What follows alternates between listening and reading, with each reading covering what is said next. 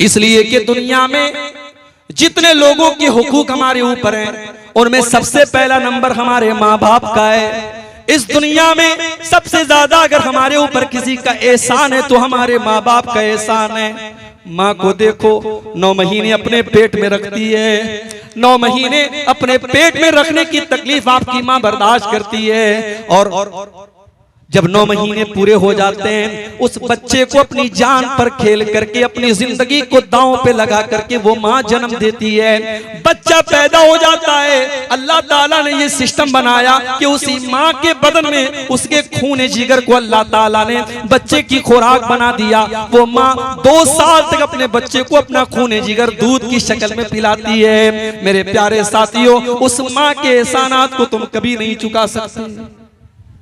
बाप को देखो, बाप को देखो, बाप रात दिन एक करके खून पसीना एक करके आपको पालता है, आपकी माँ के ऊपर खर्च करता है, आपकी परवरिश के ऊपर खर्च करता है, आपकी पढ़ाई लिखाई के ऊपर खर्च करता है। बाप अगर इस दुनिया से चला जाए तो बच्चा यतीम माना जाता है, बच्चे को दुनिया में कोई सहारा देने वाला नहीं होता है। बाप बहुत बड़ी छाया होती है, बाप अपने बच्चे के लिए बहुत बड़ा सहारा होता है।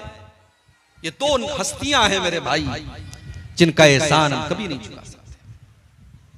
अब्दुल्ला बिन उमर ने देखा एक आदमी खाने काबा का तवाफ कर रहा है, अपने कंधे पर अपनी बूढ़ी माँ को बिठा करके खाने काबा का तवाफ कर रहा है और बहुत खुश बना हुआ है। जब उसने तवाफ को कंप्लीट कर लिया, 7 चक्कर उसने खाने काबा के लगा लिए, अपनी माँ को कंधे पर बिठा करके उसने तवाफ करा लिया, उसने उम्रा करा लिया, उसने हज कंप्लीट कर लिया। अब्दुल्ला बिन उमर के ऊपर नजर पड़ी, कहता है कि अब्दुल्ला इब्न उमर, आज मैंने अपनी माँ का हक अदा कर दिया। मेरी माँ ने मेरे ऊपर जो एहसानात किए थे, है अब्दुल्ला इब्न उमर, आज मैंने अपनी माँ के उन एहसानात को चुका दिया, आज मैंने अपनी माँ के एहसानात का बदला उतार दिया। अब्दुल्ला बिन उमर कहते हैं वला वला ज़फ़रतन मिन ज़फ़रात उम्मिका, अरे तेरी माँ ने जब तुझे जन्म दिया था, तेरी माँ के मुंह से जो चीख की आवाज निकली थी, तेरी माँ जो चिल्लाई थी, अभी तो तूने उस आवाज का भी हक अदा न किया, अभी तो तूने अपनी माँ की चीख का भी हक अदा नहीं चुका सकते। हमारा न माँ के एहसानात का बदला चुका सकते, न बाप के एहसानात का बदला चुका सकते।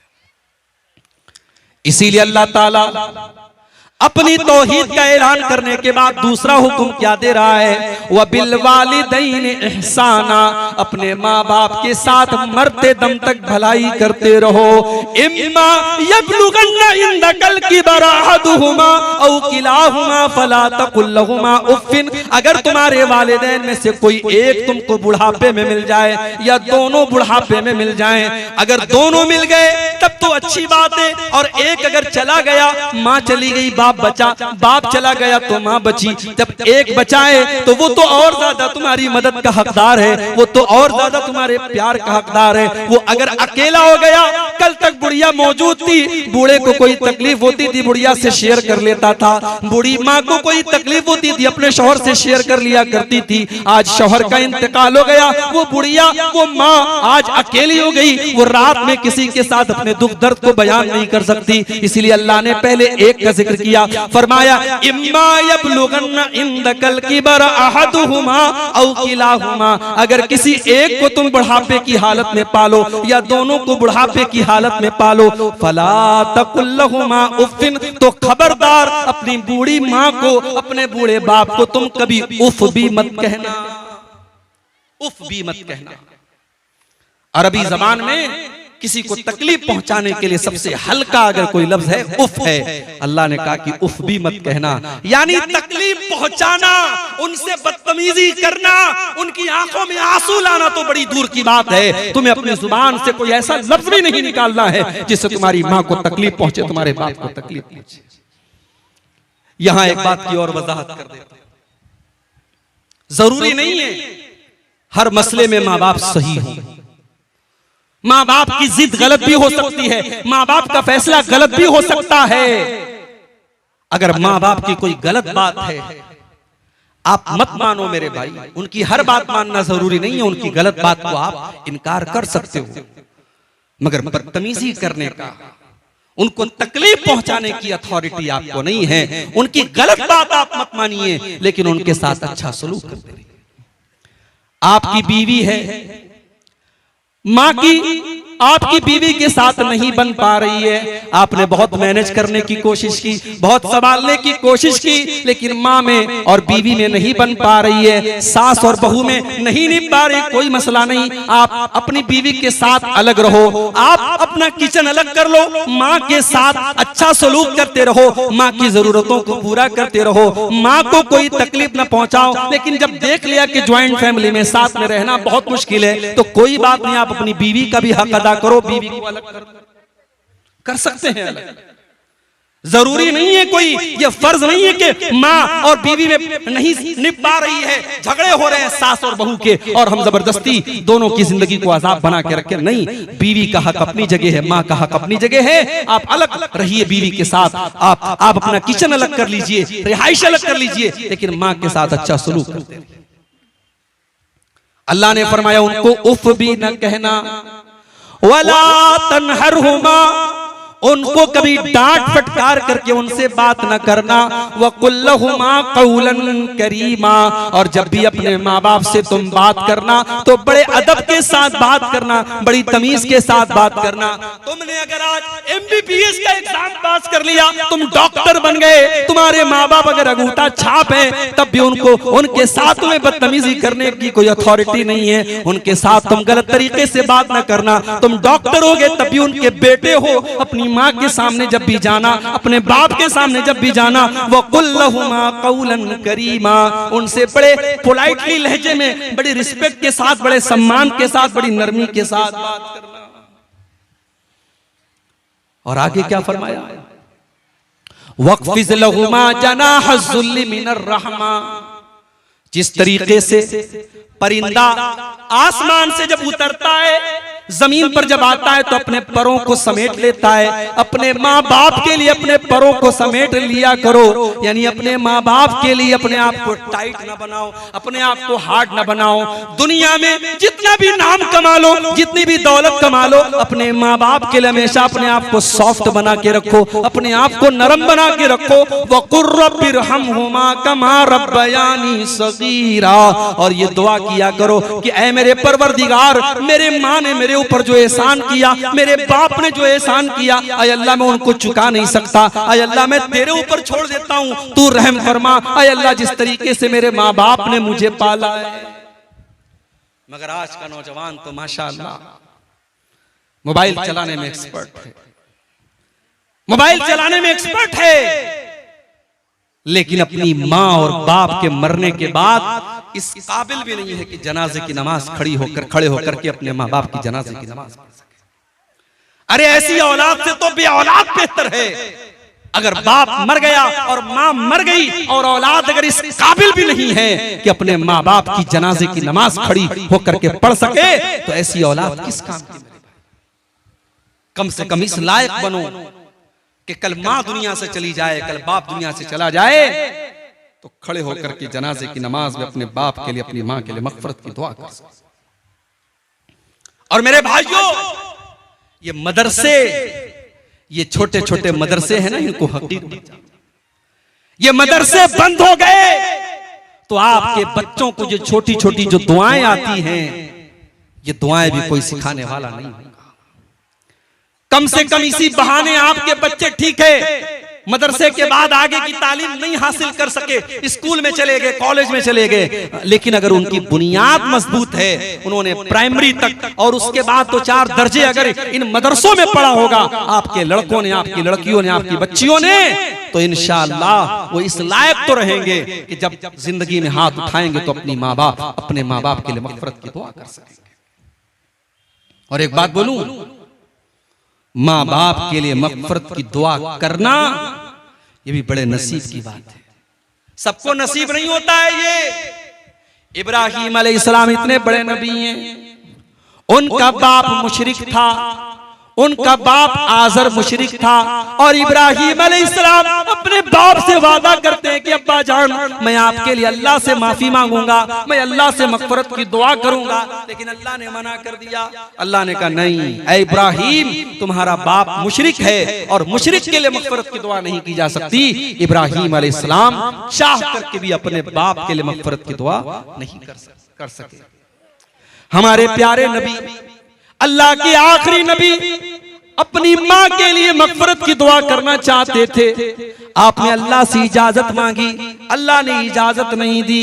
फिर आपने इजाजत मांगी, अय अल्लाह मैं अपनी माँ की कब्र पर जाना चाहता हूँ। अल्लाह ने इजाजत दी, आप अपनी माँ की कब्र पे गए। 6 साल की उम्र में माँ को खोया था आपने, माँ का प्यार याद किया, माँ की ममता याद की, आपकी आंखें भर आईं, आपकी आंखों से आंसू बहने लगे। लेकिन आप इतने मजबूर थे, आप अपनी माँ के लिए मगफरत की दुआ नहीं कर पाए। मेरे भाइयों, अगर आज अल्लाह ने हमारे माँ बाप को मुसलमान बनाया है, हमारे माँ बाप को तौहीद वाला बनाया है, हम बहुत बड़े खुशनसीब हैं। हम अपनी माँ के मरने के बाद, अपने बाप के मरने के बाद कम से कम अपने माँ बाप के लिए मगफरत की दुआ तो कर सकते हैं। अपने माँ बाप के लिए अल्लाह ताला से माफी तो मांग सकते हैं। अगर माँ मुशरिक हो या बाप मुशरिक हो तो उनके लिए मगफरत की दुआ करना भी जायज नहीं है। तो ये छोटी सी दुआ है, याद कर लो, रब्बिरहमहुमा कमा रब्बयानी सगीरा। जब भी दुआ के लिए हाथ उठाया करो, ये दुआ जरूर मांगा करो, ऐ अल्लाह मेरे माँ बाप पर रहम फरमा, जिस तरीके से बचपन में उन्होंने मुझे पाला। 2 चीजें हो गई, अब तीसरी चीज। अच्छा, तीसरी चीज बयान करने के पहले अल्लाह ताला ने बीच में एक और बात बयान। कभी कभी ऐसा भी होता है कि हम अपने माँ बाप के साथ अच्छा सलूक करते हैं, मगर माँ हमसे खुश नहीं रहती, बाप हमसे खुश नहीं रहता। हमारा दिल साफ है, हम खुश रखने की कोशिश कर रहे हैं, लेकिन माँ नहीं खुश रह रही है, बाप नहीं खुश। उस सूरत में क्या किया जाए? अल्लाह ने इस सवाल का भी जवाब दे दिया। रब्बुकुम आलमु बिमा फी नुफूसिकुम इन तकूनु सालिहीना फइन्नहु काना लिल अव्वाबीना गफूरा।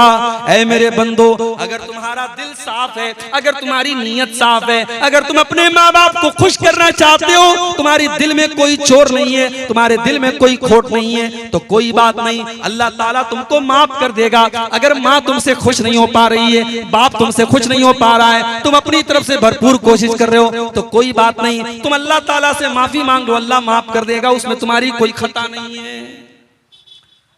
उसके बाद तीसरा हुक्म, व आतिज़ल कुर्बा हक़्क़हु वल मिस्कीन वब्नस सबील। अपने रिश्तेदारों को उनका हक दिया करो, और गरीबों को उनका हक दिया करो, और मुसाफिरों को उनका हक दिया करो। पहले रिश्तेदार का जिक्र किया, रिश्तेदार का जिक्र किया। भाई साहब, आप बड़े दान पुण्य करने वाले हैं, मदरसे में आपने 1 लाख रुपया चंदा दे दिया, आपका सगा भाई बीमारी में मुब्तला हो गया, कैंसर जैसी बीमारी में मुब्तला हो गया, हॉस्पिटल में लाखों का खर्च है, बैंक से लोन लेकर के वो बेचारा इलाज करवा रहा है, और आपको अल्लाह ने करोड़ों नवाजा है, आप अपने भाई की मदद नहीं कर पाए। ऐसी दौलत किस काम की? आपने मदरसों में, मस्जिदों में और गरीबों को बहुत दिया। अगर आपका अपना रिश्तेदार, आपका भाई, आपका भतीजा, आपका कोई करीबी रिश्तेदार है, और वो अगर जरूरतमंद है, तो वो सबसे ज्यादा हकदार है आपकी ज़कात का, आपके सदका खैरात का, आपके दान का। अल्लाह के नबी फरमाते हैं, अस्सदक़तु अला ज़िर्रहिम सिंतान सदक़तुन वसिलतुन। अगर अपने रिश्तेदार को ज़कात दोगे, अपने रिश्तेदार को सदका दोगे, तो डबल सवाब मिलेगा, ज़कात का भी सवाब मिलेगा, सदका का भी सवाब मिलेगा, और रिश्तेदार के साथ रिश्ता जोड़ने का भी सवाब मिलेगा। आपके माल में रिश्तेदार का भी हक है मेरे भाई। इसलिए जब मदद करो तो रिश्तेदारों को खास तौर से तरजीह दो कि आपके रिश्तेदारों में कौन जरूरतमंद है। उसके बाद फरमाया वल मसाकीन, और गरीबों की मदद करो, वब्न सबील, और जो मुसाफिर बन करके तुम्हारे घर पे आया है, मेहमान बन के घर पे आया है, उस मेहमान की इज्जत करो, उस मुसाफिर को अगर मदद की जरूरत है उसकी मदद करो।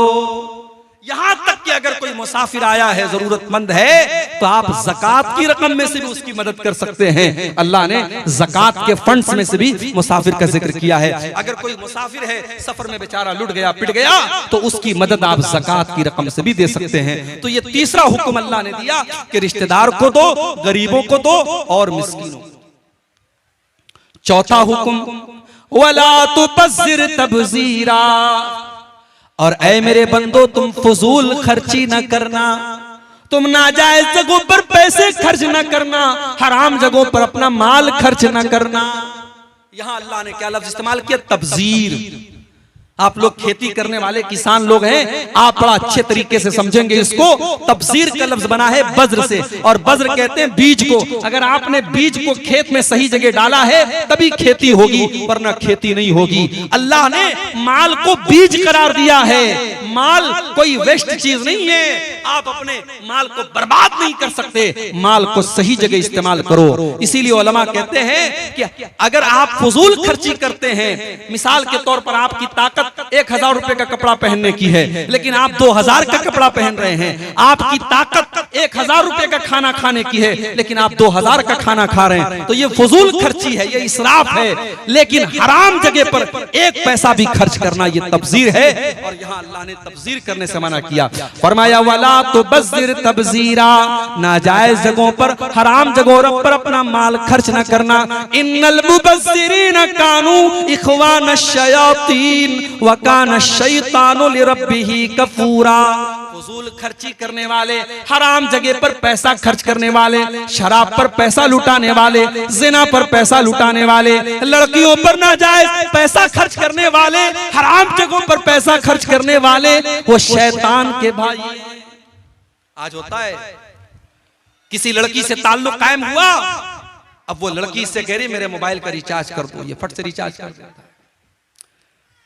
घर में छोटा भाई छोटी बहन, उसके मोबाइल का रिचार्ज खत्म हो गया, वो 10 बार कह चुका है ये रिचार्ज नहीं करता है, और वो लड़की जिससे ताल्लुक कायम है उसने एक बार कहा, इसने फट से रिचार्ज कर दिया। क्यों? क्योंकि यहां गलत ताल्लुक है, यहां नाजायज ताल्लुक है। हराम जगह पर एक पैसा भी खर्च करना ये तब्जीर है, और अल्लाह ने कहा कि तब्जीर करने वाले शैतान। ये माल हमारा नहीं है मेरे भाई, ये माल अल्लाह का है, हमें इस्तेमाल करने के लिए मिला है। ये माल हमारी प्रॉपर्टी नहीं है, ये अल्लाह की प्रॉपर्टी है। ये माल अल्लाह ने हमें इस्तेमाल करने के लिए दिया है। इसीलिए क़यामत के दिन 5 सवालों का जवाब दिए बगैर हम कामयाब नहीं हो सकते। उन 5 सवालों में ये सवाल भी किया जाएगा, वअन मालिही मिन ऐन इक्तसबहु व फीमा अनफक़हु, तूने माल कहां से कमाया था और कहां खर्च किया था। कहां से कमाया, आपका सोर्स ऑफ इनकम क्या था, और आपने कहां खर्च किया, आपको उसका भी हिसाब देना है।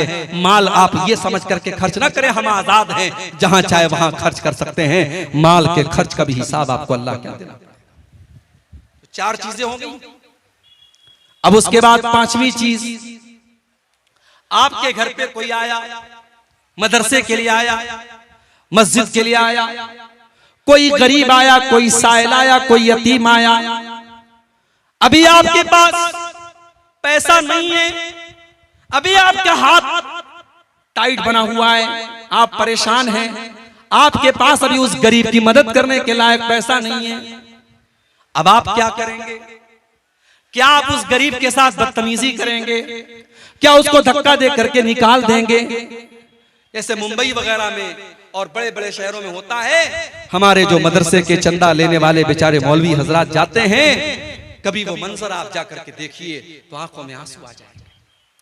जिस तरीके से फकीरों की लाइन लगी रहती है, भीख मांगने वालों की लाइन लगी रहती है, मदरसे के लिए सफीर हजरात ये अपना झोला लेकर के और रसीद लेकर के लाइन लगा करके खड़े रहते हैं, और उनको ज़कात इस तरीके से दी जाती है जैसे भीख बांटी जा रही है। याद रखो मेरे भाई, आप ज़कात दे रहे हैं, कोई एहसान नहीं कर रहे हैं। आपको अगर अल्लाह ने 1 लाख का मालिक बनाया है, 1 लाख में 2500 रुपया आपको ज़कात देना है। अगर अल्लाह ने आपको 1 करोड़ का मालिक बनाया है, 1 करोड़ में 2.5 लाख रुपया आपको ज़कात देना है, और वो ज़कात अल्लाह का हक है, आपके माल में अल्लाह का हक है। अगर कोई ज़कात लेने के लिए आपके घर पे जा रहा है, उसका एहसान मानिए, उसके साथ बदतमीजी मत कीजिए। अल्लाह ने फरमाया व इम्मा तुरिज़न्ना अनहुम इब्तिगा रहमतिन मिर रब्बिका तरजूहा फकुल लहुम क़ौलन मैसूरा। अगर किसी गरीब को देने के पास तुम्हारे पास उस गरीब को देने के लायक पैसा नहीं है, तुम्हारा हाथ अभी टाइट बना हुआ है, तो उसको बड़े प्यार से, बड़ी नरमी से उसको टाल दो। उससे कहो कि बाद में आ जाना, अभी मेरे पास ताकत नहीं है। उससे झिड़क करके, उससे बदतमीजी के साथ बात मत करना। अल्लाह, किसी गरीब के साथ आपको बदतमीजी से बात नहीं करना है। आप पैसे वाले, आप हैसियत वाले हैं, तो क्या गरीब की अपनी इज्जत और उसकी अपनी हैसियत नहीं होती? किसी साइल और किसी मांगने वाले को भी आपको बदतमीजी से बात नहीं करना है। अल्लाह ने अपने नबी से फरमाया, वो अम्मा साइला फला तनहर, ऐ नबी आप किसी साइल को, किसी मांगने वाले को कभी झिड़क करके बात मत कीजिए। आपको देना हो तो दे दीजिए, ना हो तो मना कर दीजिए, लेकिन बदतमीजी करने का, झिड़कने का, डांटने का अधिकार आपको नहीं है। तो ये पांचवी नसीहत अल्लाह ने की कि अगर आपको देने के लायक पैसा नहीं है तो आप नरमी के साथ और प्यार के साथ बात करके टाल दीजिए। नंबर 6, छठी नसीहत, वला तजअल यदक मगलूलतन इला उनुकिक वला तबसुतहा कुल्लल बस्ती फतक़ुद मलूमन महसूरा। ये बड़ी प्यारी बात है। अल्लाह ने कहा कि अपने हाथ को अपनी गर्दन में बांध कर मत रखो, इतने टाइट मत बन जाओ, इतने कंजूस मत बन जाओ कि बीवी अपने जायज नमक लाना है, तेल लाना है, आटा लाना है, उसके लिए भी तुम्हारी जेब से पैसा नहीं निकलता। बच्चों की किताब कॉपी लाना है, कलम लाना है, जरूरत की चीजें लाना है, उसके लिए भी तुम्हारी जेब से पैसा नहीं निकल रहा है। पैसा है लेकिन तुम नहीं दे रहे हो, इतने बखील भी मत बनो।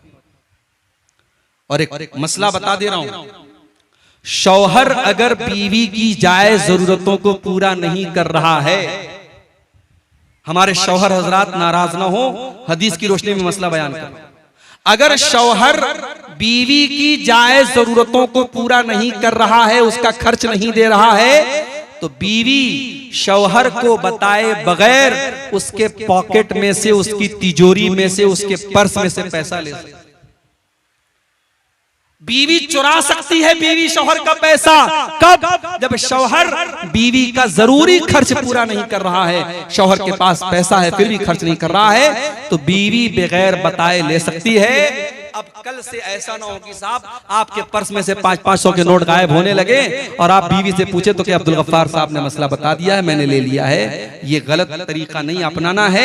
मैंने कह दिया जहां जरूरत है वहां ले सकती है।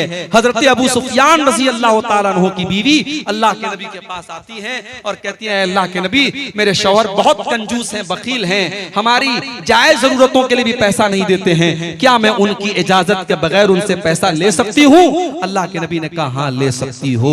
तो बीवी शौहर अगर कंजूस और बखील है, बास शौहर बेचारे बड़े कंजूस होते हैं, अल्लाह ताला हिफाजत करे, और वो अपने बच्चों की जायज जरूरतों को भी पूरा नहीं करते हैं, तो ऐसी कंजूस शौहरों की बीवियां उनकी तिजोरी में से पैसा बगैर बताए ले सकती हैं। अल्लाह ने कहा कंजूस भी मत बनो, वला तबसुतहा कुल्लल बस्ती फतक़ुद मलूमन महसूरा, और अपने हाथों को इतना फैला भी न देना कि बाद में तुमको मोहताज हो जाना पड़े।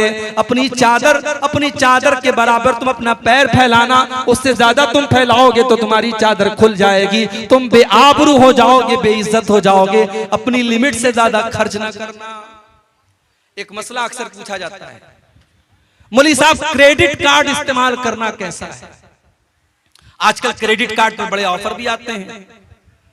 आजकल मोबाइल जैसे फ्लिपकार्ट पे, अमेजॉन पे अगर आपको मोबाइल लेना है, अगर आप कैश में मोबाइल लेंगे 25,000 का मिलेगा, क्रेडिट कार्ड के जरिए लेंगे पता लगा साहब 2,000 की छूट चल रही है, 3,000 की छूट चल रही है, और क्रेडिट कार्ड फ्री में बन भी जाता है। बन तो जाता है फ्री में, और कुछ क्रेडिट कार्ड ऐसे भी होते हैं कि उसमें कोई इंटरेस्ट भी नहीं लगता है। चलो वहां तक तो ठीक है, मगर होता क्या है, अब क्रेडिट कार्ड आपको मिल गया, क्रेडिट कार्ड पे आपको लिमिट मिल गई 1 लाख रुपए की, अभी आपके अकाउंट में सिर्फ 10,000 रुपया है, लेकिन आपको क्या लग रहा है कि मैं 1 लाख का मालिक बन गया। अब आप धीरे धीरे शॉपिंग कर रहे हैं, ऑनलाइन चीजें देख रहे हैं, बीवी ने कहा ये भी ले लो, आपने ये भी ले लिया, बच्चे ने कहा ये भी ले लो, आपने ये ले, आपने 1 लाख रुपए तक का सामान ले लिया। अब क्रेडिट कार्ड का बिल आया, उसमें लिखा है साहब अक्टूबर में आपने 1 लाख का सामान खरीदा है, नवंबर की 30 तारीख तक अगर आपने पे नहीं किया तो आपको डेली 200 रुपया पेनाल्टी लगेगी। मैं 200 मिसाल के तौर पे कह रहा हूं, ज्यादा भी लग सकती है। अब ये जो पेनाल्टी लग रही है, एक तो ये हराम है, ये ब्याज है, सूद है, और दूसरे ये है कि आपने अपनी लिमिट से ज्यादा खर्च किया। इसीलिए कभी लोन लेना, लोग ये भी सवाल करते हैं कि लोन लेकर के कारोबार करना कैसा है। बास लोगों ने रास्ता निकाला कि साहब हिंदुस्तान है, यहां अगर हम लोन नहीं लेंगे बैंक से तो कैसे तरक्की करेंगे, कैसे हम बिजनेस करेंगे। कोई जरूरत नहीं। मैं कहता हूं ऐसी तरक्की हमें नहीं करना है जिसके लिए हमें गलत रास्ता अपनाना पड़े। आज हमारी कौम में करोड़पति और अरबपति लोग मौजूद हैं। अगर चाहें तो आपस में ऐसी कोई सोसाइटी बना लें, ऐसा कोई कोऑपरेटिव सिस्टम बना लें कि बगैर ब्याज के जरूरतमंद लोगों को कर्जा दें, मगर वो हो नहीं सकता, वो पॉसिबल नहीं है। हमारी कौम के हालात हम सबको अच्छी तरीके से मालूम है। अब बैंक में जाकर के बगैर किसी मजबूरी के जो एक इंसान अपने शौक को पूरा करने के लिए और मजबूरी का नाम लगा करके जो लोन ले रहा है, माफ कीजिए, ये लोन मेरे भाइयों सही नहीं है। अल्लाह ने उसूल बता दिया कि आप अपने हाथों को गर्दन से बांध कर भी मत रखिए और अपने हाथों को फैला करके भी मत रखिए। बखील और कंजूस भी मत बनिए और अपनी लिमिट से ज्यादा आप सखावत भी मत कीजिए। और उलमा ने लिखा है कि अगर इन दो चीजों को आदमी अपना ले तो कभी इंसान परेशान नहीं होगा, कभी कर्जे की नौबत नहीं आएगी। कर्जे की नौबत तभी आती है जब इंसान अपनी लिमिट से ज्यादा खर्च करता है। तो ये दो चीजों को आप अपना लीजिए। ये 5 चीजें। नंबर 6, अच्छा 5वीं चीज को बयान करने के बाद अल्लाह ने एक और बात बयान की, इन्ना रब्बका यबसुतुर रिज़्क़ लिमन यशाउ व यक़दिर इन्नहु कान बिइबादिही खबीरन बसीरा।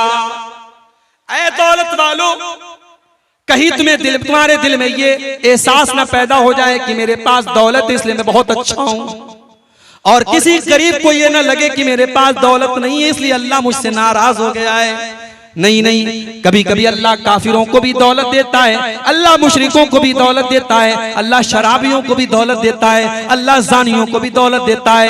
इन्ना रब्बका यबसुतुर रिज़्क़ लिमन यशाउ व यक़दिर, अल्लाह जिसको चाहता है रोजी खोल करके देता है और जिसको चाहता है रोजी तंग कर देता है। अल्लाह की रोजी का निजाम उसके हाथ में है। आप जरूरी नहीं है कि आप अल्लाह को नाराज करें तो आपको रोजी न मिले, और जरूरी नहीं है कि आप बहुत मुत्तकी और परहेजगार है तो आपको रोजी मिले। रोजी का सिस्टम अलग है। अल्लाह ने कारून को भी दौलत दी थी, अल्लाह ने फिरौन को भी दौलत दी थी। तो दौलत का निजाम अल्लाह ने अपने हाथ में रखा है। उसकी वजह से कोई ये ना समझे कि दौलत वाले से अल्लाह बहुत खुश है और गरीब से अल्लाह नाराज है, ऐसा नहीं। तो 5 चीजें हो गई। नंबर 6, वला तक़तुलू औलादकुम खशियत इमलाक, और ऐ ईमान वालों, अपने बच्चों को तुम कत्ल न करना फाका कशी के डर से। अपने पेट के लिए अपने बच्चों को कत्ल न करना। नहनु नर्ज़ुकुहुम व इय्याकुम, तुम्हारे बच्चों को भी रोजी हम देते हैं और तुमको भी रोजी हम ही देते हैं। इन्न क़त्लहुम कान ख़ितअन कबीरा, औलाद को कत्ल करना बहुत बड़ा गुनाह है। उस जमाने में लड़कियां पैदा होती थी तो लड़कियों का बाप अपने हाथ से अपनी बेटी का गला दबा करके उसको कब्र में दफन कर देता था। अपने हाथ से बेटियों को धक्का दे करके गड्ढे में डाल देता था और जिंदा गाड़ देता था। उस समाज में ये जुल्म भी होता था। कुरान में अल्लाह बयान करता है, व इज़ा बुश्शिरा अहदुहुम बिल उन्सा ज़ल्ल वजहुहु मुस्वद्दन व हुवा कज़ीम। जब किसी बाप के घर में लड़की पैदा होती थी तो लड़की के बाप का चेहरा काला पड़ जाता था। यतवारा मिनल कौमी मिन सूई मा बुश्शिरा बिही, वो बेचारा अपना चेहरा अपनी कौम को दिखाता नहीं था। अयुमसिकुहु अला हुनिन अम यदुस्सुहु फित्तुराब, उसके सामने 2 रास्ता होता था। अगर बेटी को पाले तो समाज में जलील होना पड़ेगा, और दूसरा रास्ता ये कि अपने हाथों से अपनी बेटी को जमीन के अंदर दफन कर दे, गाड़ दे। बेटियों को गाड़ दिया जाता था। ओ मेरी प्यारी माओ बहनों, आज तुम सवाल करते हो कि इस्लाम ने हमको क्या दिया है, और मैं तुमको बताता हूँ इस्लाम ने तुमको जीने का अधिकार दिया है। 1400 साल पहले अरब की धरती पर और मक्के की धरती पर लड़कियों को पैदा होने के बाद मार दिया जाता था। मेरे नबी दुनिया में आए, आपने इस रिवाज को खत्म किया। आपने दुनिया वालों को बताया बेटी कलंक नहीं है, बेटी पाप नहीं है, बेटी बोझ नहीं है, बेटी तो रहमत बन करके आती है। आपने बेटी को कत्ल करने वाले बाप से कहा, वइज़ल मऊदतु सुइलत बिअय्यि ज़म्बिन क़ुतिलत, ऐ बेटियों के कातिलों, ऐ बेटियों को कत्ल करने वालों, कल कयामत के दिन अल्लाह की बारगाह में तुमको हिसाब देना पड़ेगा। तुमने बेटी को क्यों मारा, तुमने बेटी को क्यों कत्ल किया, तुम्हें अल्लाह के हिसाब देना पड़ेगा।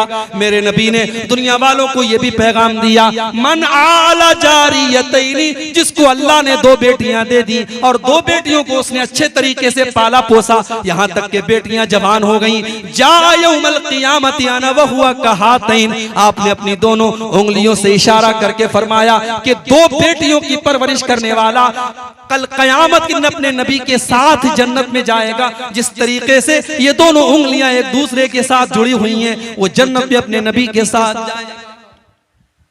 जब मेरी तीसरी बेटी पैदा हुई तो मेरे बास दोस्तों ने कहा कि आपकी तो जन्नत पक्की हो गई।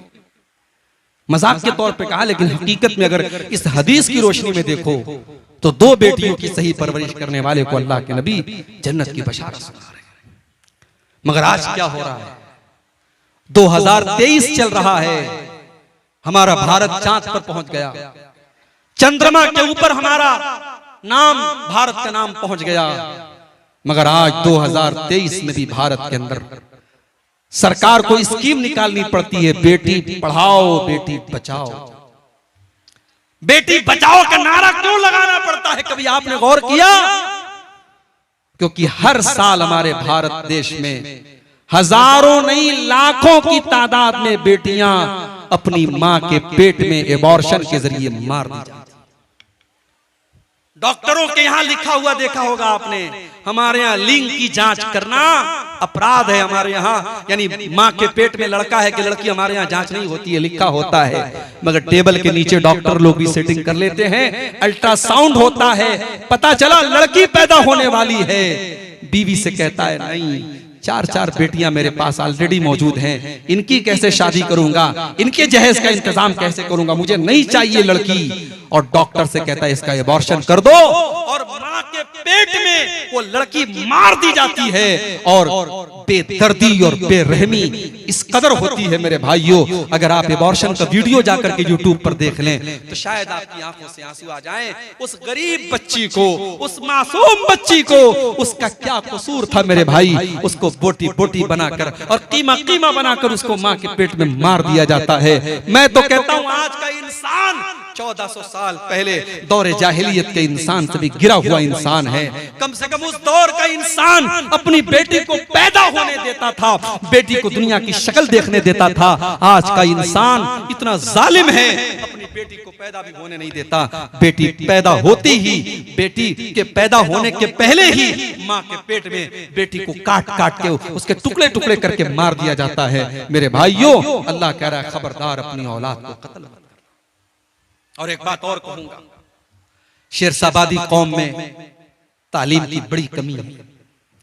ठीक है, आपके यहाँ बहुत माशाअल्लाह डॉक्टर भी हुए, इंजीनियर भी हुए, आप ही की बरादरी के एक आलिम मदीना मुनव्वरा में उन्होंने दर्स भी दिया, डॉक्टर अमानुल्लाह मदनी, ये सारी चीजें उपलब्धि है हमारे पास। मगर आज ओवरऑल अगर आप बात करें हमारी इस बरादरी में आज तालीम की बड़ी कमी है। बेटा जहां कुछ करने के काबिल हुआ 14-15 साल का, बाप ने जल्दी से काम पे लगा। बेटा पढ़ने में तेज था, उसके अंदर टैलेंट कूट कूट करके भरा था, वो डॉक्टर बन सकता था, वो इंजीनियर बन सकता था, वो वकील बन सकता था। मगर बाप ने ये सोचा नहीं, बेटा बड़ा हो गया, अब कमा के लाए, पहले हमें कुछ आसानी आ जाए। बाप ने बेटे की पढ़ाई छुड़ा दी और बेटे को अपने साथ काम पे लगा दिया। माफ करना मेरे भाइयों, औलाद को कत्ल करने का मतलब यही नहीं है कि उसके गले पे छुरी चला दी जाए। औलाद को कत्ल करने का मतलब ये भी है कि उसको पढ़ाई और एजुकेशन और शिक्षा के अधिकार से महरूम कर दिया जाए। अगर आपका बच्चा और आपकी बच्ची पढ़ाई में तेज है और पढ़ने में वो इंटरेस्ट रखता है और आप अपने फायदे के लिए उसकी पढ़ाई छुड़ा रहे हैं, तो ये भी औलाद को कत्ल करना है। और और इस मामले में हमसे बहुत बेहतर हमारे गैर मुस्लिम भाई हैं। कलकत्ता में टैक्सी में बैठा था और टैक्सी का ड्राइवर गैर मुस्लिम था। मैंने जब उससे पूछताछ की तुम्हारे कितने बच्चे हैं बच्चियां हैं, उसने कहा मौलवी साहब मेरी 2 लड़कियां हैं, 1 लड़का है। मैंने कहा क्या करते हैं वो? कहा लड़का अभी MBA कर रहा है, लड़कियां जो है डॉक्टरी पढ़ रही हैं। मैंने कहा तुम टैक्सी चलाते हो, किस तरीके से तुम मैनेज करते हो? कहा मौलवी साहब मैं टैक्सी चला रहा हूं, मैं नहीं चाहता मेरा बेटा और मेरी बेटी जो है वो भी गरीब और मजदूर बन करके रहे। मैं पढ़ा रहा हूं, मैं रूखी सूखी खा रहा हूं और किराए के मकान पे रह रहा हूं और कलकत्ता के अंदर मैं टैक्सी चला रहा हूं, मगर अपने बच्चों को मैं हायर एजुकेशन दे रहा हूं, मैं उनको आला तालीम दे रहा हूं। ये सोच एक गैर मुस्लिम की है, ये सोच हमारी कब बनेगी? मेरे भाइयों, आज मुसलमान के इलाकों में चले जाओ, आपको बेहतरीन खाने पीने की दुकानें मिलेंगी, बेहतरीन होटल मिलेगा। मुसलमानों के इलाके होटलों से पहचाने जाते हैं, अच्छे पकवान से पहचाने जाते हैं। मुसलमानों के इलाकों में गोश्त की दुकानें नजर आती है तो समझ में आ जाता है ये मुसलमानों का इलाका है। गैर मुस्लिमों के इलाके में चले जाओ, एक से एक स्कूल आपको मिल जाएंगे, एक से एक कॉलेज मिल जाएगा, एक से एक तालीमी इदारे मिल जाएंगे। हमारी कौम तालीम में बहुत पीछे है। मेरे भाइयों, अल्लाह कह रहा है अपनी औलाद को कत्ल मत करो, औलाद को तालीम से महरूम करना ये भी आज के दौर में कत्ल से कम नहीं है। इसलिए अपने बच्चों को पढ़ाओ। हमारे नबी के ऊपर कुरान की पहली जो वही नाजिल हुई थी, इक़रा बिस्मि रब्बिकल लज़ी खलक़, उसमें पढ़ने का हुक्म दिया गया था। मैं नहीं कहता जरूरी नहीं आप स्कूल में पढ़ाओ, मदरसे में पढ़ाओ, कहीं पर भी पढ़ाओ, लेकिन बच्चों और बच्चियों को पढ़ाओ, उनकी तालीम आप अपने फायदे के लिए करिए। 6 चीजें हो गई। 7वीं चीज, वला तक़रबुज़्ज़िना इन्नहु काना फ़ाहिशतन व साअ सबीला। और ऐ मेरे बंदो, तुम ज़िना के करीब भी न जाना, तुम ज़िना के पास भी न जाना। हाय हाय, अल्लाह ये भी तो कह सकता था ज़िना मत करो, अल्लाह ने ये नहीं कहा। अल्लाह ने कहा वला तक़रबुज़्ज़िना, ज़िना इतनी खतरनाक चीज है, उसकी बॉर्डर के करीब भी न जाना। नेपाल की बॉर्डर पर आप चले जाओ, अभी बॉर्डर शुरू भी नहीं हुआ है, अभी आप इंडिया के अंदर मौजूद हैं, लेकिन BSF के खेमे लगे हुए हैं, बॉर्डर के जो सिपाही उनके खेमे लगे हुए हैं, बॉर्डर की सुरक्षा करने वाले सिपाहियों की वहां पे उनके खेमे लगे हुए हैं, जो ये बता रहे हैं कि बॉर्डर करीब आ चुकी है, अब यहाँ संभल करके रहना है। आप बॉर्डर पर कोई हथियार लेकर के नहीं जा सकते, कोई इल्लीगल चीज, कोई गैर कानूनी चीज लेकर के नहीं जा सकते। मेरे भाइयों, अल्लाह कह रहा है वला तक़रबुज़्ज़िना, मेरे बंदो तुम ज़िना के करीब भी न जाना। लड़की बन संवर करके घर से निकल रही है, लिपस्टिक लगाकर, पाउडर लगाकर, सज धज करके, सवर करके निकल रही है, अपने जिस्म की नुमाइश करके निकल रही है। मेरे भाइयों, क्या वो ज़िना की दावत नहीं दे रही है? क्या वो दुनिया वालों को ये आमंत्रण नहीं दे रही है, ये दावत नहीं दे रही है? ओ लोगों, देखो मैं कितनी खूबसूरत हूँ, मेरे हुस्न का दीदार करो, मेरे जिस्म का दीदार करो, मेरे शरीर को देखो। वो ज़िना की दावत दे रही है। अल्लाह कह रहा है वला तक़रबुज़्ज़िना, ऐ मुसलमानों तुम ज़िना के करीब भी न जाओ। मुसलमान लड़की जब घर से निकले तो अल्लाह के नबी फरमाते हैं वो खुशबू लगा करके न निकले, वो खुशबू लगा करके भी न निकले। अगर मस्जिद में जाना है, नमाज पढ़ने जाना है, तो नमाज पढ़ने के लिए भी वो खुशबू लगा करके नहीं जा सकती। मेरी प्यारी माँ बहनों, आप जलसे में आ रही हैं, आप तकरीर सुनने के लिए जा रही हैं, रात भर आप तकरीर सुनेंगी, कुरान और हदीस की बातें सुनेंगी। आप जवान लड़की, आपकी 18-22 साल की, 20 साल की लड़की, वो सच करके, संवर करके, वो दुनिया भर का मेकअप करके, वो खुशबुओं में अपने आप को बसा करके अपने घर से निकल रही है। ये कहां से जायज हो गया? ये भी नाजायज है मेरे भाइयों, ये भी ज़िना की दावत देना है। और आज आपके सीमांचल की बहुत सारी लड़कियां, आज इंस्टाग्राम पर उनके फॉलोवर लाखों की तादाद में, लड़की मुसलमान है, किशनगंज की रहने वाली है, पूर्णिया की रहने वाली है, अररिया की रहने वाली है, मुसलमान लड़की है, वो अपने रील्स डालती है, अपनी तस्वीरें डालती है, अपने वीडियोस डालती है, दुनिया वाले उसके ऊपर कमेंट करते हैं माशाअल्लाह, वेरी क्यूट, वेरी ब्यूटीफुल, उसकी तारीफें हो रही हैं। ऐ मुसलमान लड़की, क्या तूने अपने रब का कुरान नहीं पढ़ा? तेरे रब का कुरान कहता है वला युबदीन ज़ीनतहुन्ना, ऐ मुसलमान मुसलमान औरत, तुझे अपनी जीनत को जाहिर नहीं करना है। तू सर से पैर तक जीनत है, तुझे अपना चेहरा भी दुनिया वालों के सामने नहीं दिखाना है। तेरे जब तू पांव चले, जब तू जमीन पर चले तो तेरे पायल की झंकार भी गैर मर्दों तक नहीं जानी चाहिए। कुरान कहता है वला यज़रिबना बिअरजुलिहिन्ना, ऐ मुसलमान औरतों जब तुम चला करो तो अपने पांव को जमीन पे जोर जोर से मार करके न चला करो। तुम्हारे पायल की झनकार भी गैर मर्दों के कानों तक नहीं जानी चाहिए। ज़िना के करीब नहीं जाना है। घर में ज्वाइंट फैमिली सिस्टम है, देवर भी उसी घर में रहता है, भाभी भी उसी घर में रहती है। भाभी किचन में काम कर रही है, देवर जाके हंसी मजाक कर रहा है, भाभी को टच कर रहा है, भाभी को छू रहा है, भाभी से वल्गर बातें कर रहा है, भाभी को भी कोई फर्क नहीं पड़ रहा है। भाभी देवर के सामने जैसे तैसे बैठी हुई है, जैसे तैसे अपने कपड़े को संभाल भी नहीं रही है। क्या ये ज़िना की दावत देना नहीं है? मेरे भाइयों, अल्लाह के नबी फरमाते हैं इय्याकुम वद्दुखूल अलन निसा, जो औरतें तुम्हारे लिए गैर महरम है, गैर महरम औरतों से अकेले में न मिला करो, तन्हाई में न मिला करो। देवर अपनी भाभी से अकेले में न मिले, जीजा अपनी साली से अकेले में न मिले, तन्हाई में न मिले। क्यों? साहबा ने पूछा अल्लाह के नबी क्या देवर अपनी भाभी से भी नहीं मिल सकता? क्या जीजा अपनी साली से भी नहीं मिल सकता? आपने फरमाया अलहम व अल मौत, देवर अपनी भाभी के लिए मौत के समान है, जीजा अपनी साली के लिए मौत के समान है। आज कितने रिश्तों में आज जीजा साली के दरमियान अवैध संबंध चल रहे हैं, कितने घरों में भाभी और देवर के बीच में नाजायज ताल्लुकात पनप रहे हैं। मेरे भाइयों, कुरान कह रहा है वला तक़रबुज़ ज़िना, तुम ज़िना के करीब भी न जाना।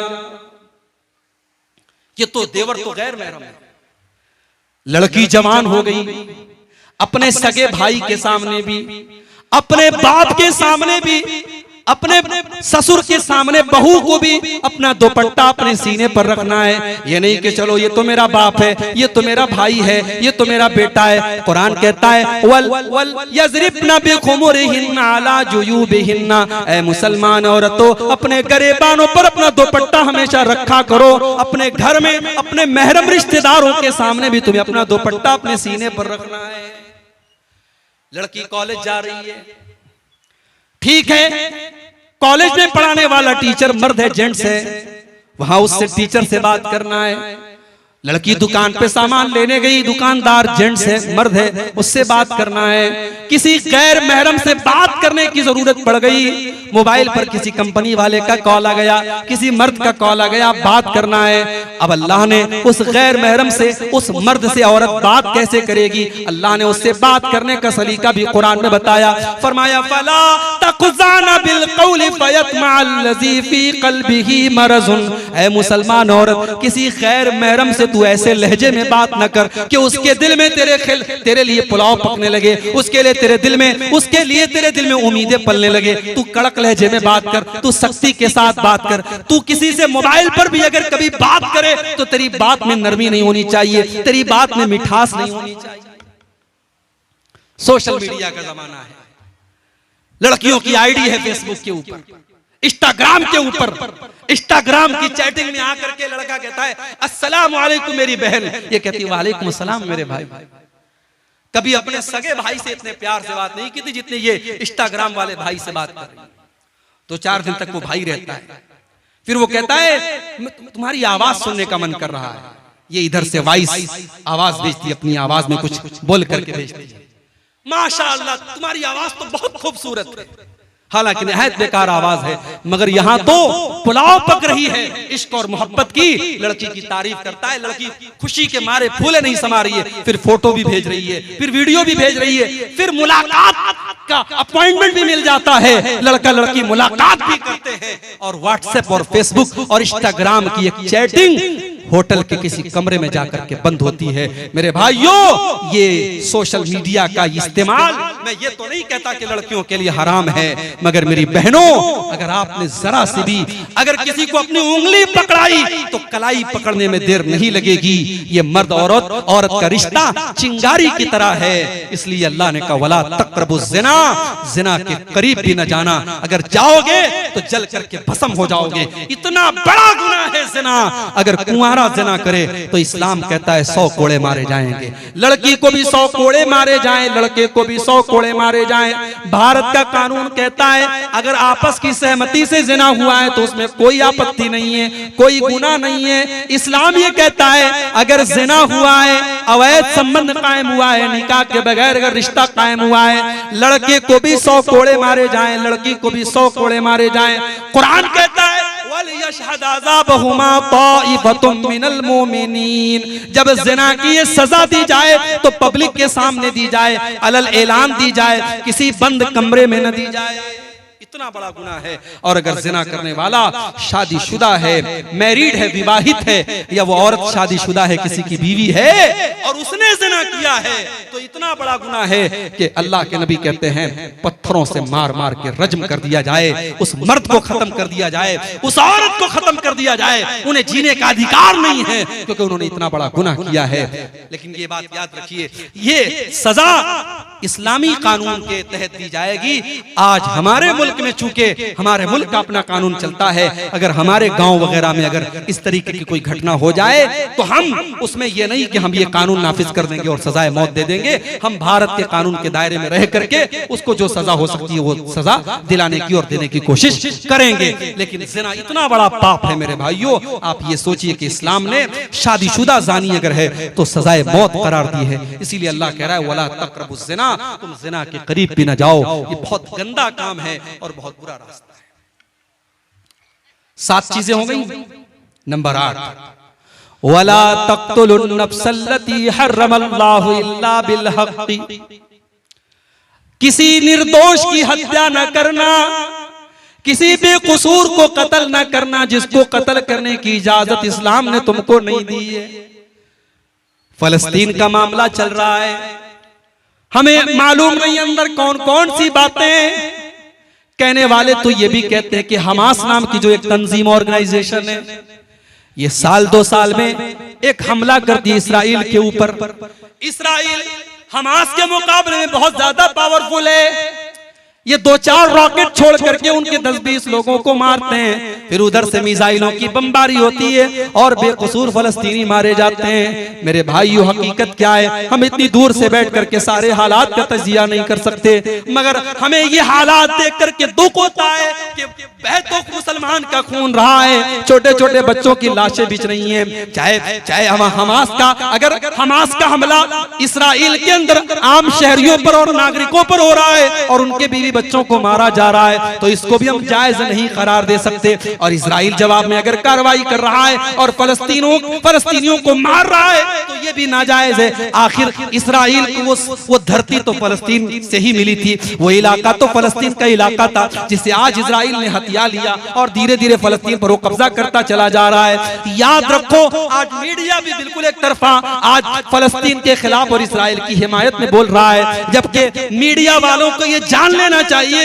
इसी भारत में एक बहुत बड़े नेता हुए थे अटल बिहारी वाजपेयी। वो कांग्रेस के नेता नहीं थे, बीजेपी के नेता थे। उनकी विचारधारा अलग थी। उन्होंने उस दौर में एक बयान दिया था जो बहुत वायरल हो रहा है। उन्होंने कहा था कि भारत फलस्तीन के साथ खड़ा है और भारत का ये मानना है कि फलस्तीनियों को उनका हक मिलना चाहिए। आज हमारी हुकूमतों के मेयार बदल गए, आज मीडिया की जबान बदल गई। काश मीडिया वालों को कुरान की आयत कोई जाकर के बता दे, इस्लाम के ऊपर आतंकवाद का लेबल लगाने वालों, इस्लाम किसी आतंकवाद की दावत नहीं देता। इस्लाम तो कहता है वला तक़्तुलुन नफ्सल्लती हर्रमल्लाहु इल्ला बिल हक़्क़ि, किसी निर्दोष की हत्या करने का तुम्हें अधिकार नहीं है।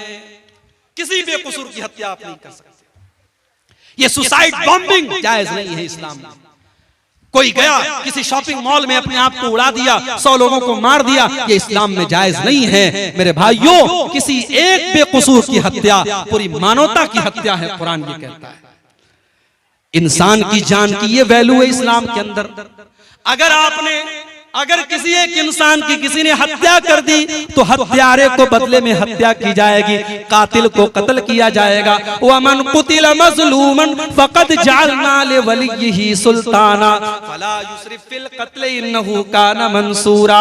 अगर कोई कत्ल हो गया तो उसके घर वालों को अल्लाह ने इजाजत दी है कि चाहे तो वो कातिल को कत्ल करवा दें, चाहे तो वो कातिल को कत्ल करवा दें, और चाहे तो कत्ल के बदले एक बहुत बड़ा अमाउंट जिसको दियत कहा जाता है वो दियत ले ले। ये अधिकार अल्लाह ताला ने जो इंसान कत्ल हुआ है, जो मकतूल है, उसके घर वालों को दिया है।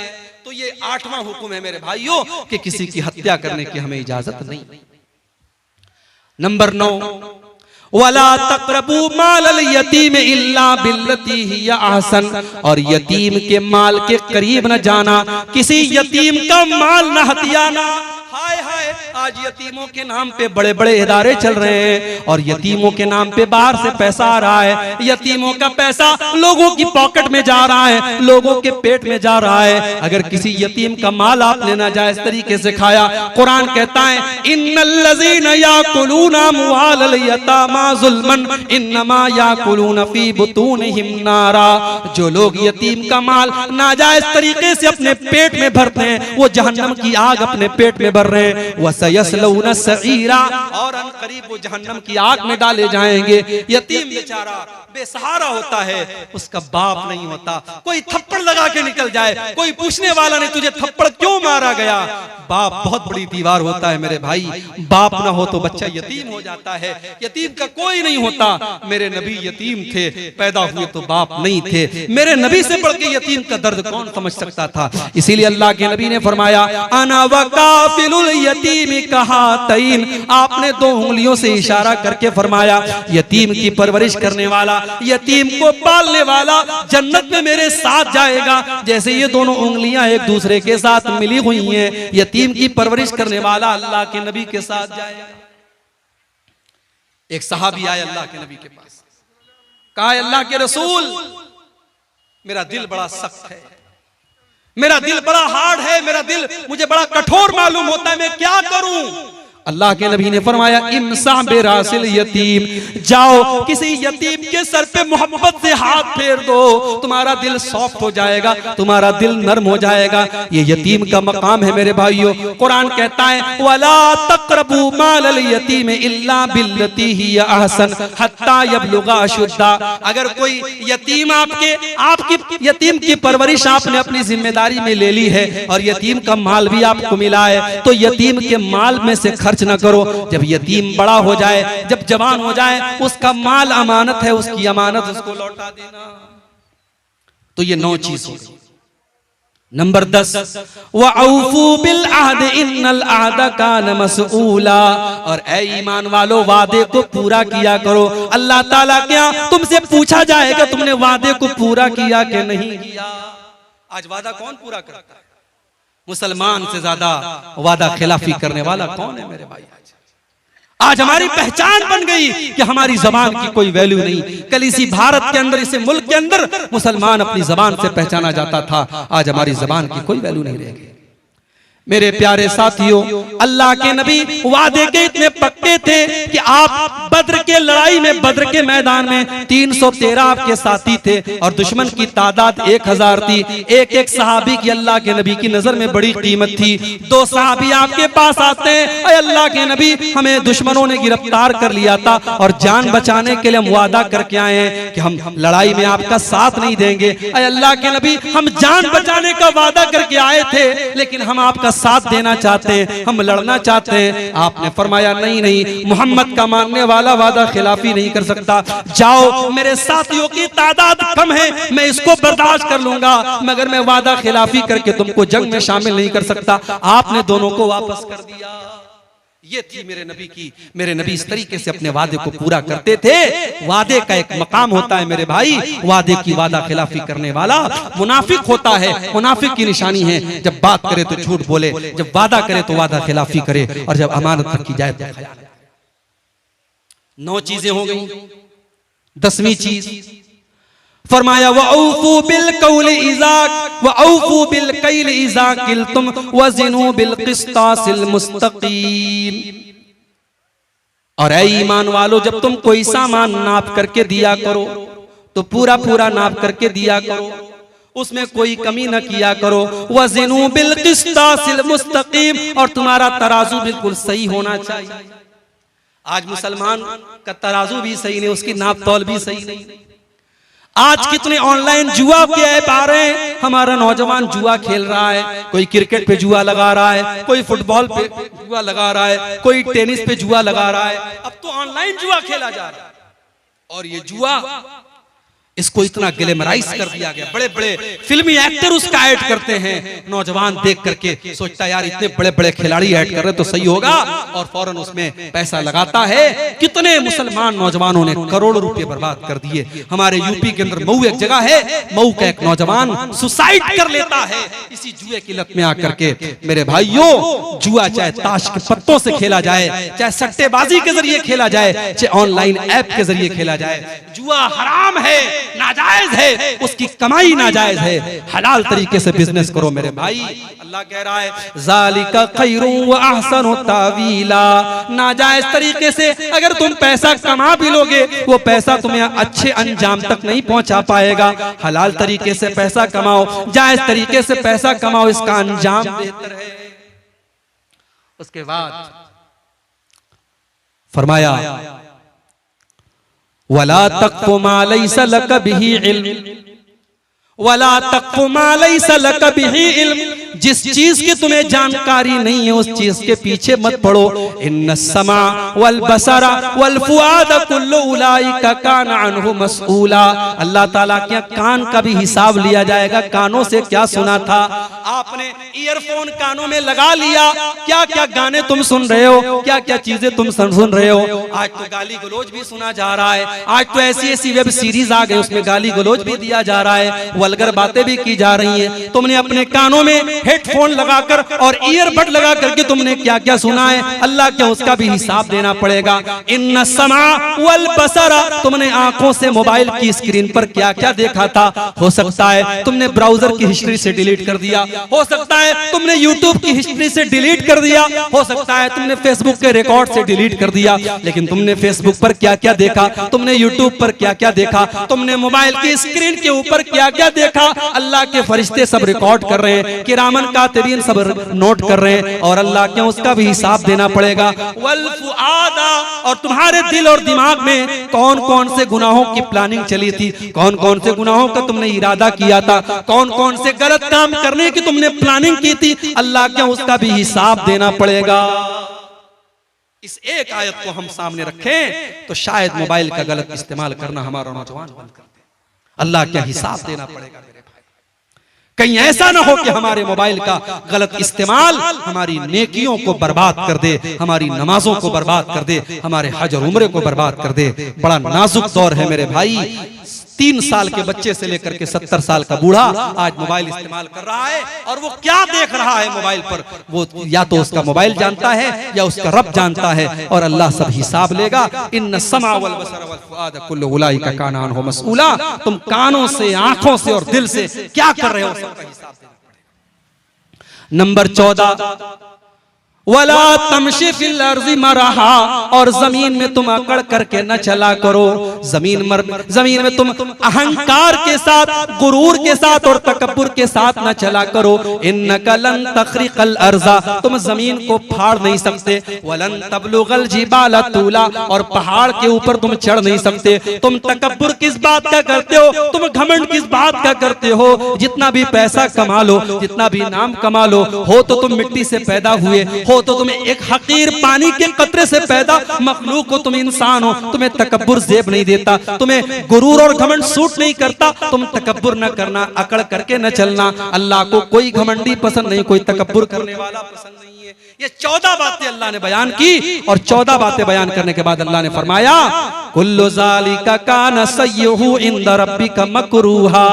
मेरे बंदो, ये 14 बातें मैंने बयान कर दी हैं। इसमें जो गलत बातें हैं, इसमें जिन बातों से तुमको मना किया गया है, वो अल्लाह ताला को बहुत ज्यादा नापसंद है, उनसे बच करके रहना। ज़ालिका मिम्मा औहा इलैका रब्बुका मिनल हिकमा। ऐ नबी, ये हिकमत की बातें हैं जो आपका रब आपको बता रहा है। वला तजअल मअल्लाहि इलाहन आखर, और ऐ नबी 15वीं नसीहत ये है, 15वां हुक्म ये है कि आप अल्लाह के साथ, ऐ कुरान पढ़ने वाले, तू अल्लाह के साथ किसी और को शरीक मत करना। वला तजअल मअल्लाहि इलाहन आखरा फतुल्का फी जहन्नम मलूमम मदहूरा। तो अल्लाह के साथ किसी को शरीक न करना वरना जहन्नम के अंदर डाल दिया जाएगा। पहली नसीहत भी यही थी कि शिर्क मत करना, और 15वीं नसीहत भी यही है कि शिर्क मत करना। मतलब ये हुआ कि हमारी जिंदगी में भी तौहीद रहनी चाहिए और मरते दम तक तौहीद रहनी चाहिए। हमारा खात्मा भी तौहीद पर होना चाहिए। सारी जिंदगी हम तौहीद पर रहे और खात्मे के टाइम अगर हमने शिर्क कर दिया तो हम बर्बाद हो जाएंगे। इसलिए पहली नसीहत भी ये थी कि अल्लाह के साथ किसी को शरीक मत करना, और 15वीं नसीहत भी यही है कि अल्लाह के साथ किसी को शरीक। यहां तक कि जो मोहब्बत अल्लाह से होनी चाहिए वो मोहब्बत अगर आप अपने माँ बाप से करते हैं, अपने बीवी बच्चों से करते हैं, अपने धन दौलत से करते हैं, अपने कारोबार से करते हैं, वो मोहब्बत करना भी शिर्क है। कुरान का दूसरा पारा उठाइए, व मिनन नासि मन यत्तखिदु मिन दूनिल्लाहि अंदादन युहिब्बूनहुम कहुब्बिल्लाह वल्लज़ीना आमनू अशद्दु हुब्बन लिल्लाह। लोगों में कुछ ऐसे भी लोग होते हैं जितनी मोहब्बत अल्लाह से करनी चाहिए उतनी मोहब्बत वो दूसरों से करते हैं, जबकि ईमान वाले सबसे ज्यादा अगर किसी से मोहब्बत करते हैं तो अल्लाह से करते हैं। जो मकाम अल्लाह को देना है वो किसी और को आप नहीं दे सकते। अभी कल मेरा प्रोग्राम था लखनऊ के करीब में एक जगह पड़ती है गोंडा, और जहां मेरा प्रोग्राम था उसके आसपास में एक बहुत बड़ी मजार है, बहुत बड़ी कब्र है। एक बुजुर्ग की वारिस अली शाह की कब्र है, और उस मजार को, उस मकबरे को कहा जाता है देवा शरीफ। हर साल देवा शरीफ की उस कब्र के ऊपर उर्स होता है, और 3-4 दिन बल्कि 1 हफ्ते तक उर्स होता है। और आप यकीन कीजिए वहां बाकायदा तवाइफें आती हैं और नाचती और गाती हैं। उसी मजार के बगल में ये सारा मेला होता है। ये किसके नाम पर हो रहा है? इस्लाम के नाम पर हो रहा है। ये मुसलमान कर रहा है, किसी कब्र पे जाकर के सर झुका रहा है, किसी बुजुर्ग के आगे जाकर के सर झुका रहा है, बेऔलाद औलाद मांगने के लिए जा रहा है, बीमार शिफा के लिए जा रहा है। कितनी लड़कियां हैं, कितनी औरतें हैं, उनको कहा जाता है साहब इनके ऊपर जिन्नात सवार है, और वो इलाज के लिए उन कब्रों और मजारों पे जा रहा है। मौलाना अल्ताफ हुसैन हाली ने 100 साल पहले कहा था, करे गैर गर्बुत की पूजा तो काफिर, करे गैर गर्बुत की पूजा तो काफिर, कवाकिब में माने करिश्मा तो काफिर, झुके आग पर बहरे सजदा तो काफिर, जो ठहराए बेटा खुदा का तो काफिर, मगर मोमिनों पर कुशादा है राहें, परस्तिश करें शौक से जिसकी चाहें, नबी को जो चाहें खुदा कर दिखाएं, इमामों का रुतबा नबी से बढ़ाएं, मज़ारों पे जा जा के नजरें चढ़ाएं, शहीदों से जा जा के मांगे दुआएं, न तौहीद में कुछ फर्क इससे आवे, न इस्लाम बिगड़े न ईमान जावे। मुसलमान तावीज पहन रहा है तब भी पक्का मुसलमान है, मुसलमान कब्र पे जाके सजदा कर रहा है तब भी पक्का मुसलमान है, अपने बच्चे के सर पे हाथ रख के बच्चे की कसम खा रहा है तब भी पक्का मुसलमान है। मेरे भाइयों, अगर कोई चीज शिर्क है तो चाहे वो हिंदू करे, चाहे वो ईसाई करे, चाहे वो मुसलमान करे, शिर्क है तो वो शिर्क ही रहेगी। मुसलमान के करने से शिर्क तौहीद नहीं बन जाएगा और वो चीज सही नहीं हो जाएगी।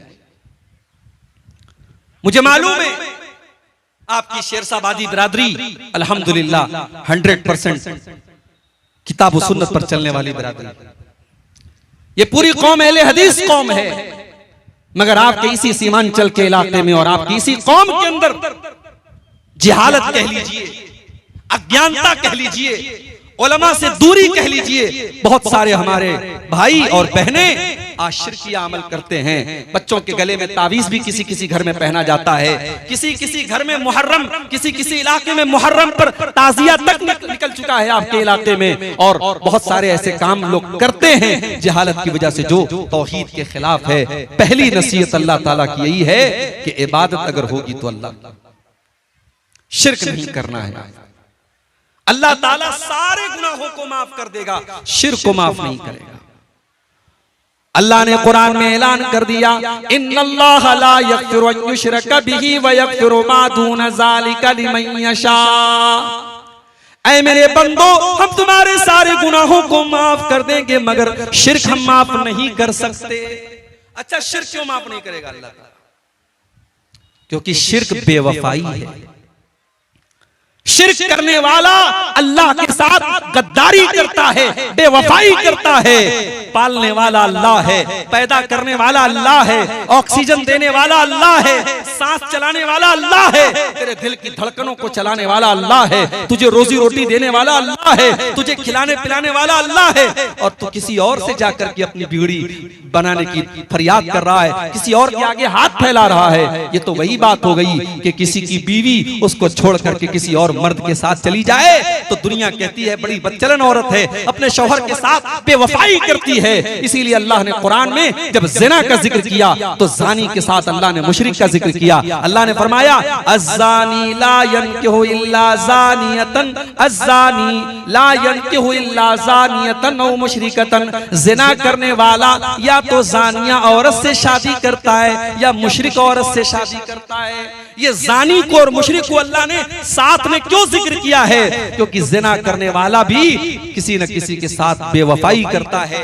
अगर वो शादीशुदा है, अगर वो औरत शादीशुदा है अपने शौहर के साथ, अगर वो मर्द शादीशुदा है तो अपनी बीवी के साथ बेवफाई कर रहा है। अगर शादी नहीं हुई है, कुंवारा है, या वो लड़की कुंवारी है तो अपने होने वाले शौहर के साथ वो बेवफाई कर रही है। अल्लाह ने इसीलिए ज़ानी और मुशरिक को एक साथ जिक्र किया है कि जिस तरीके से ज़िना करने वाला बेवफाई करता है अपने होने वाले शौहर और बीवी के साथ, वैसे ही एक मुशरिक, एक शिर्क करने वाला अपने खालिक के साथ, अपने रब के साथ बेवफाई करता है। तो पहली नसीहत अल्लाह ने की कि तुम मेरे साथ किसी को शरीक मत करो।